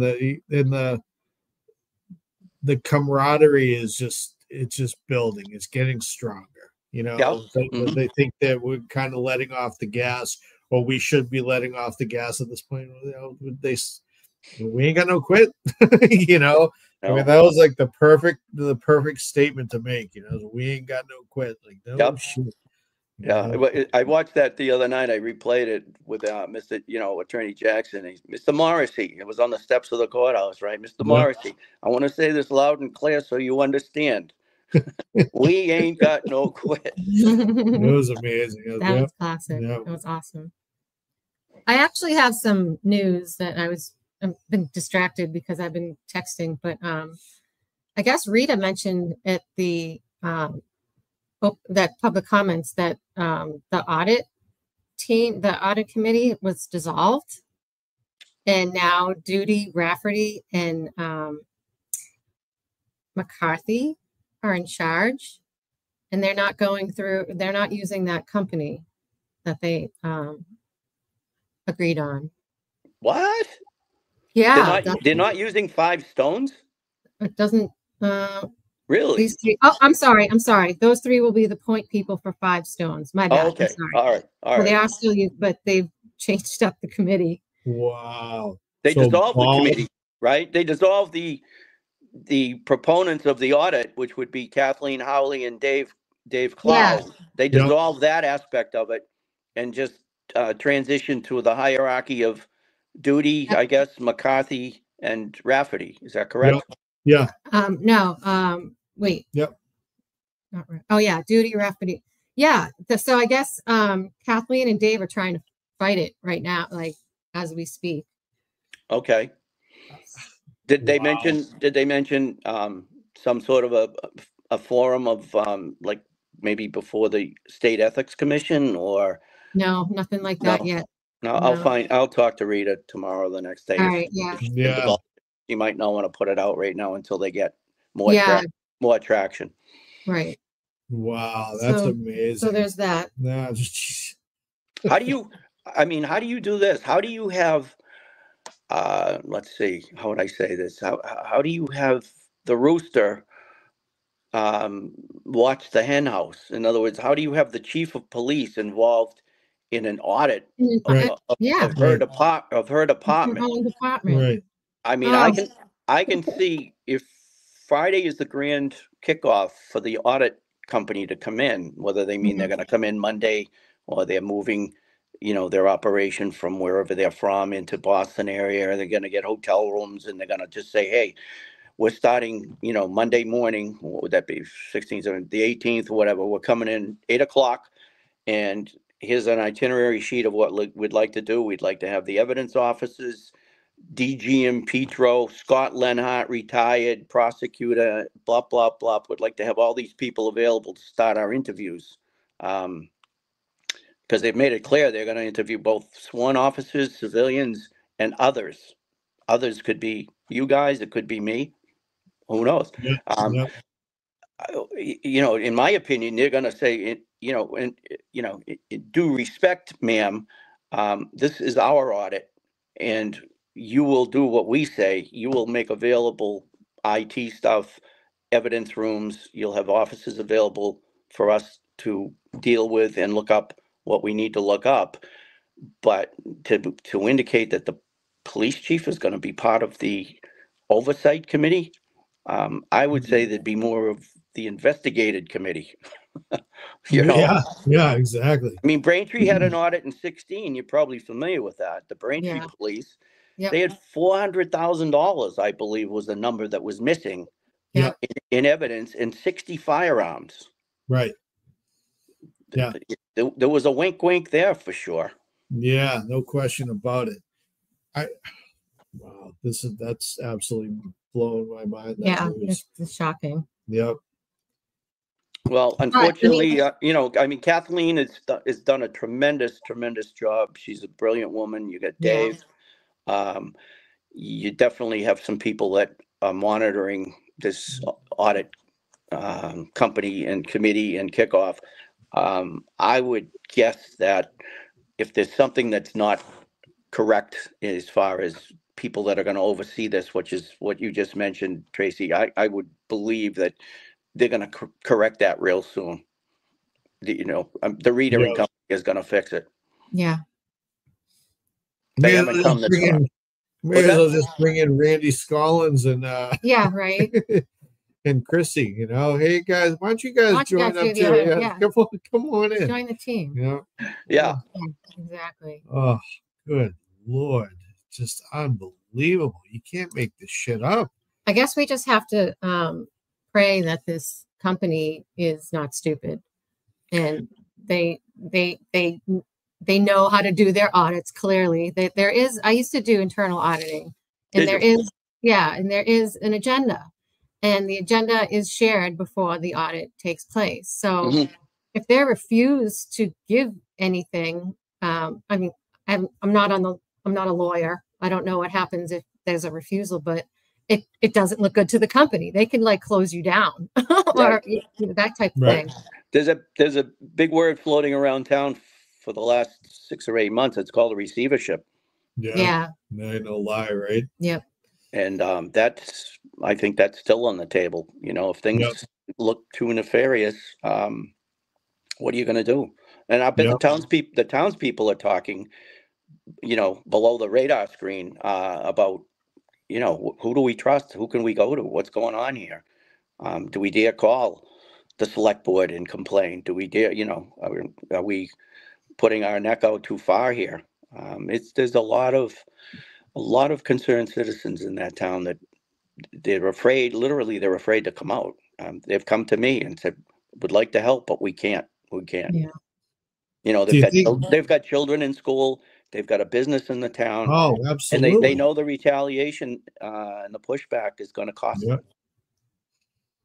Do you think that number's changed over the course of the past year as far as, you know, people really opening their eyes? I mean, maybe they feel they can't speak up, but do you think that, you know, it's so much more prominent now in the town that people, it seemed to me, even like back during the election in April, you know, the town election, that people were, you know, they wanted to be involved, but they weren't, or they just weren't aware, or they just, you know, their perception of what was going on, you know, really wasn't where it should be. You think the perception's changed, that people are really have their eyes open a little more in town? I do myself, you know, Dana. I've talked to some people, you know, when we do these standouts, for example, you know, that picture we took the other day of all the Canton people that were there, either in town residents now or formerly from Canton. There was probably what, 12.5 people, shoulder to shoulder in that picture. And you know, the comment now is from most of us when we go to these, what do you hear? What's going on? What do you hear at the barber shop? What do you hear at the hair salon? What do you hear at the, you know, at the waterfall? What are people talking about? And it sounds like people are getting a lot more animated and a lot more willing to at least, you know, not necessarily come out and put their name in the paper, but start to talk about it. And they're starting to go from fearful to angry is what I'm hearing. Right. That doesn't surprise me anyway. You know, as they should be. You know, at this point, I would be mad as hell. You know, and you said it, you know, in your speech at Legacy Place that day. You know, and we're pissed off, and you were absolutely right. We are. You know, we may show up and we're all hugs and hey, how you doing? Great to see you. It doesn't, you know, doesn't dismiss the fact that we're all very upset about what the hell is going on. You know, I can come up and shake your hand and give you a hug, and we can talk and have a good time, and you know, spend better half of, you know, a year and a half together. That doesn't mean I'm not freaking pissed, because I am. You know, I'm mad as hell, and I'm mad for the town. I'm mad for the state. I'm mad for my kids. You know, for the future. I mean, it's crazy. Right.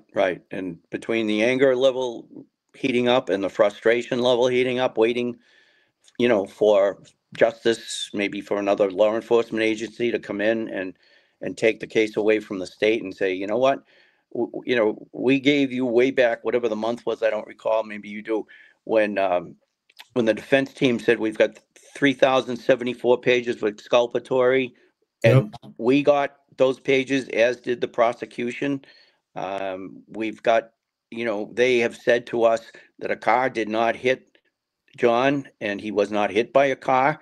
So therefore, the whole equation of him being struck by Karen and Karen's charges don't warrant this going to trial. I'm paraphrasing, but that's basically what was communicated in open courtroom on national TV by the defense. Doesn't warrant going to trial.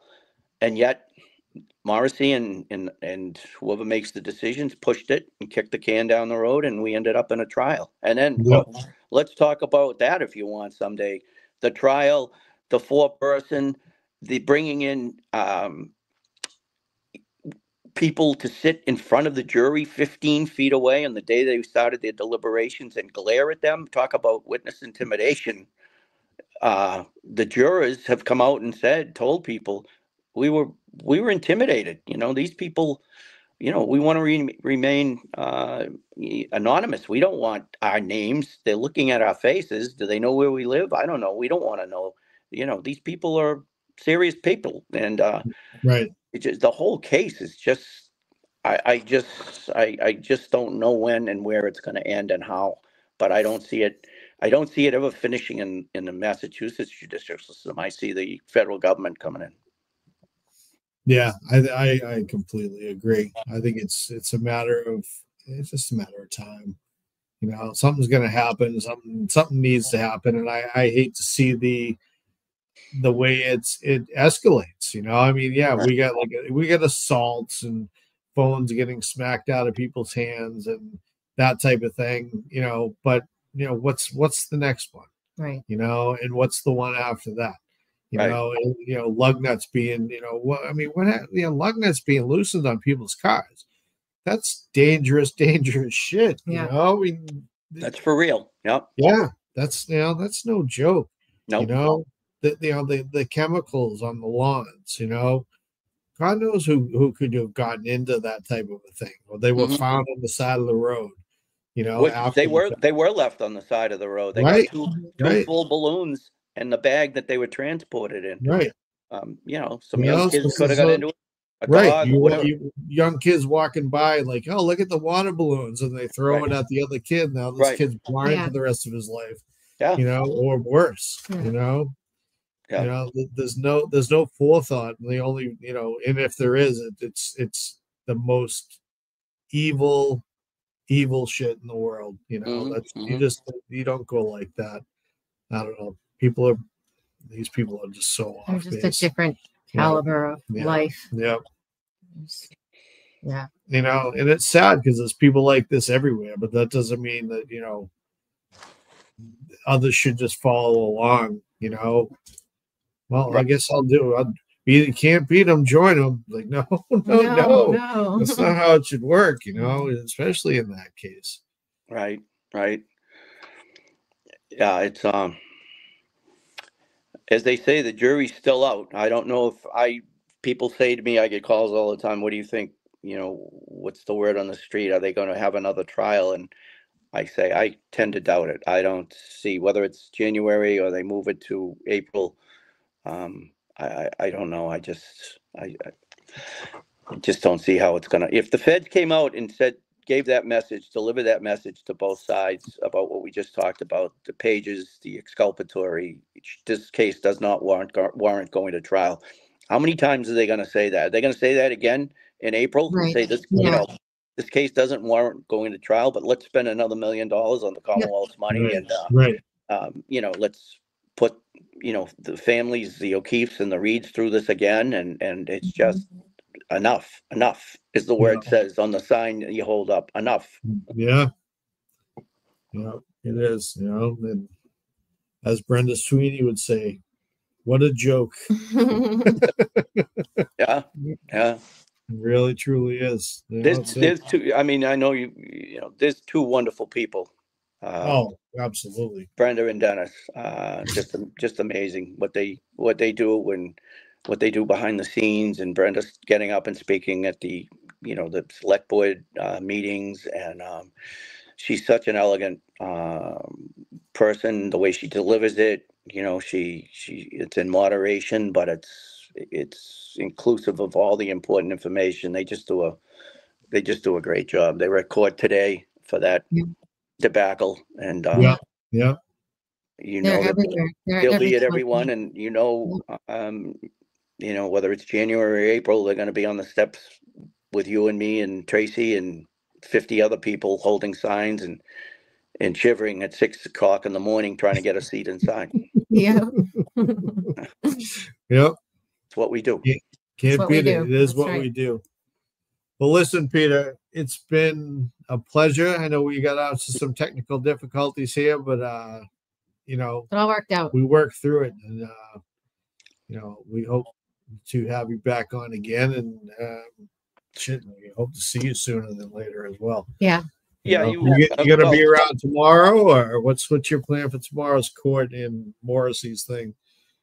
No, I plan on being available for the two venues tomorrow. Excellent. Beautiful. The one in the morning at 10, and then the one in the afternoon. And there'll be I believe there'll be the usual standout, which you were gracious enough to attend Sunday at Dedham. Yeah. I've in the past I've made Dedham, and I've even driven to Plymouth for the afternoon one down in Plymouth with Renee Rose and her group.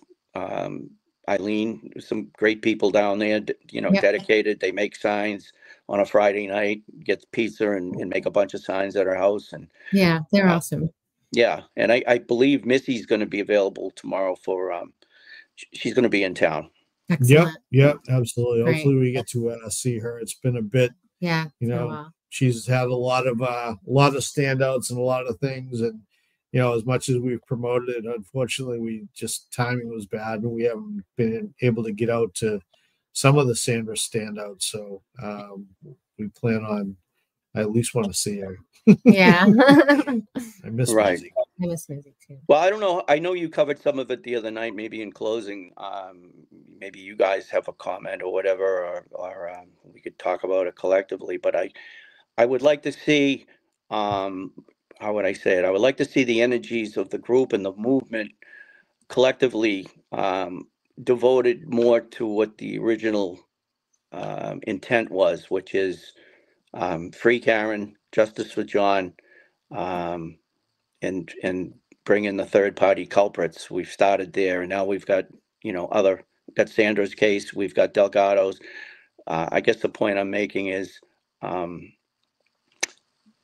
I get probably a dozen or more calls a day from people that have been following the case pretty religiously, Dana and Tracy, and they say, what the hell is going on? What is all of this bickering and why? And, I say, look, it's out of my wheelhouse. Well, you're good friends with some of these people, or you've, had a relationship with the players that we're talking about here. Why can't they reconcile? And my only comment is we'd all like to see them reconcile. We'd like to see them be able to move on with the original intent of the movement. And I don't know what was said the other night, but I'm putting that out there to try to pull people together and make this a unified effort, because there's a lot of people out there that have put a lot of effort into it. And, they're at odds right now, and it's not going to, it's not going to age well for the overall movement, and they can be a lot more productive by either just working together or agree to disagree or whatever. But I'd like to see it heal, not get more inflamed. No, Amen. no, I agree. Yeah. I totally agree. Yeah. Okay. And I'm sorry to you in the audience that like I said, I don't know what the hell happened here. I'm going to plan to get to an Apple store tomorrow and tell them that there's some really upset people out there in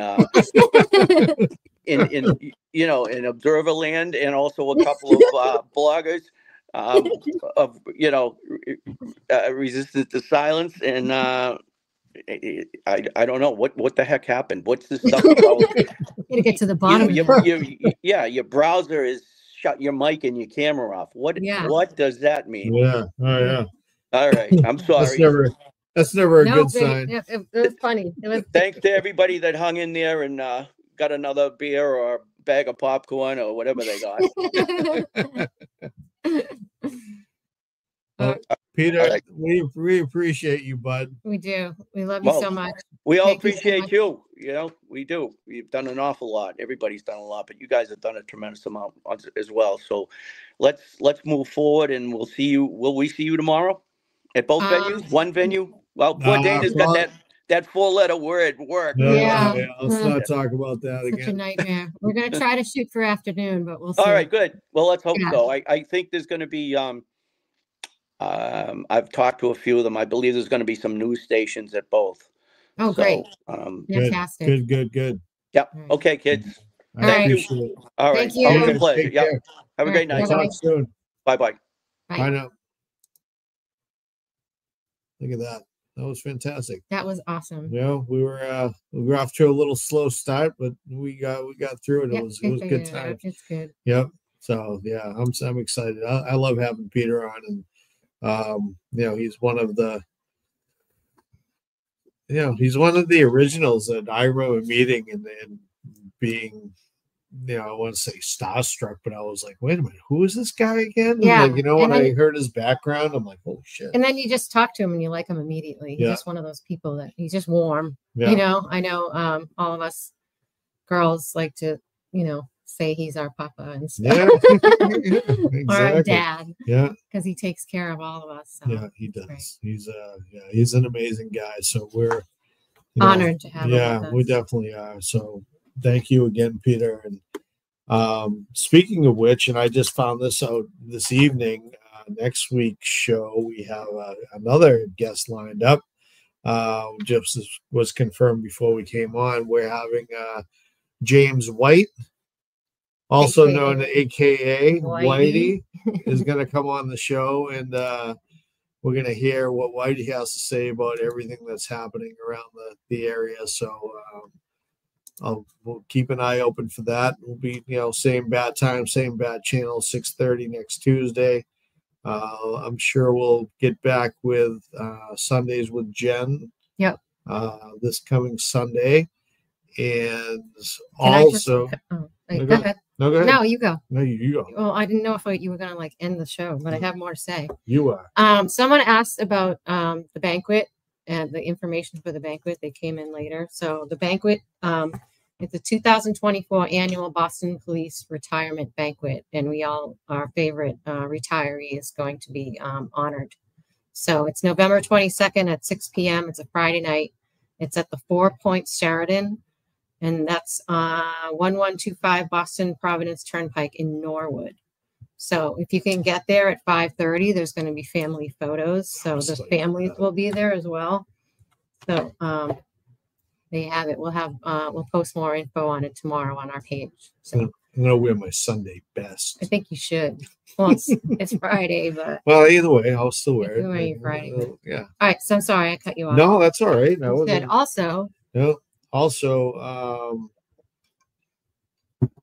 right. Thank you. I received 3 more submissions for the kids segment. So I got to put those all together. So if anybody has seen that, we basically asked 20 questions to the kids of the movement and see what their take is as far as, you know, who's involved in their family, if they know about the cases, and so on. And it's actually, I enjoy it. I think it's really, wicked cute. Yeah. All the kids of the movement we have the best kids. Yeah, they really, and you know, it's amazing what they really digest. You know, they you know, they may not talk to their friends about it. Like, you talk to your friends about it? No. I know they're like, no, why would I do that? Yeah, that's it. But it's fantastic. I think it's really, really a good thing. Yeah. So more of those to come. But if anybody wants to get involved in that, I do have the questions. I can send them along. And, you know, I'd love to keep that segment going. As long as I get submissions, we'll keep it going. I think it's been, you know, pretty well received.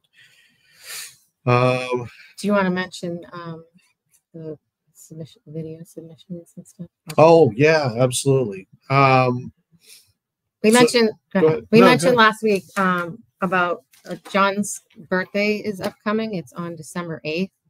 So last year we did a little video, and it turned out really nice, and the family really liked it too. So if we want to do, I mean, like the reads, actually, like not the uglies.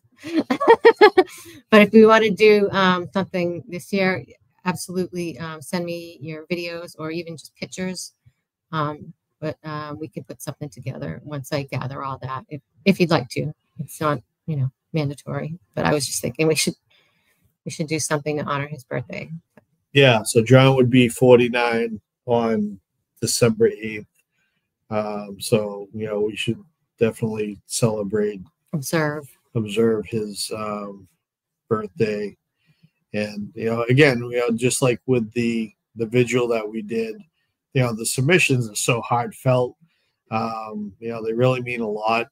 And for the people of the movement who, really appreciate and care for the memory of John O'Keefe, I think it's really a good thing. And even if we only get a handful, it's all great. I was going to do something anyway, but I would absolutely love if we could all do it, because you guys are just the best and sending the best submissions. So so creative and sweet.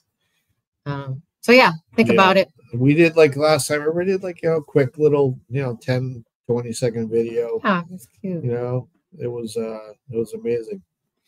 Oh, So what else? Oh, should we all wait and see, or is it private? All right. Anyway, what else? Any more questions, or should we just call it an evening? If there are more questions. If not, we can wrap it up. All right. Neil, I'll look into that question for you, and I'll let you know. All right then, Neil. Thank you for your participation. Yes, you bet. Good. Friend. That's a good question, actually. Good. Actually, I'll just ask it. All right. So is Neil's question is the Sheridan considered private property? No, it's not. It's Okay. public property. Okay. Good question. Yeah, good question. I'm glad you knew that. Yep. Answer. Well done. All right, high five. Jen gets jealous of our high fives. Yeah, so we can actually. We can high five because we're right next to each other. He like walks on the beach. What? Yeah, here we go again. All right. I don't know who Jessica Fletcher is, but she cracks me up all the time. You don't know who that is? No. Oh. You don't really? Oh. Okay. Let's send it. Let's just send it. All right. We absolutely love that you guys were here. We're glad that everyone was so excited to see Peter. So I hope he didn't let you down. Settle down, comments. And we love each and every one of you. Thank you for coming to our little production here. And we love you. And we'll see you Sunday. Maybe tomorrow afternoon. Well, I meant for the show. Yes. Our next show. Sunday. But yeah, maybe tomorrow afternoon we'll see you guys and do our thing. Yeah, get out there and show your support. And everybody love everybody. Everybody love everybody. Wait, Is it where still on there? is it? Yeah, I think it's still here. Where is Here it is. Everybody love everybody! Come on! Seriously. Everybody love everybody. Love it. All right, you guys. Well, you guys are the best. Thank you for joining. And Aiden's coming up at. No, he's not. He's He not canceled. tonight? He canceled his stream tonight because of Karen's hearing in the morning. So he's going to elaborate a little bit more after that. So he's on tomorrow, not tonight. Oh, fantastic! Thank you. See, we learn something new every day. Work is pissing me off. I know. I'm like lost with everything. It's ridiculous. Go Bees. But that just happened before. Yeah, go Bees. The bees are on. So, yeah. All right. Good night, everybody. We Well, love you. Thank you very much. Hi, Brian, by the way. What's up, Brian? That's it. Hey, Brian. All right, all. Good night. Good night. Please hold. Should we set up, I think. I'm on the wrong page. Okay. Good night.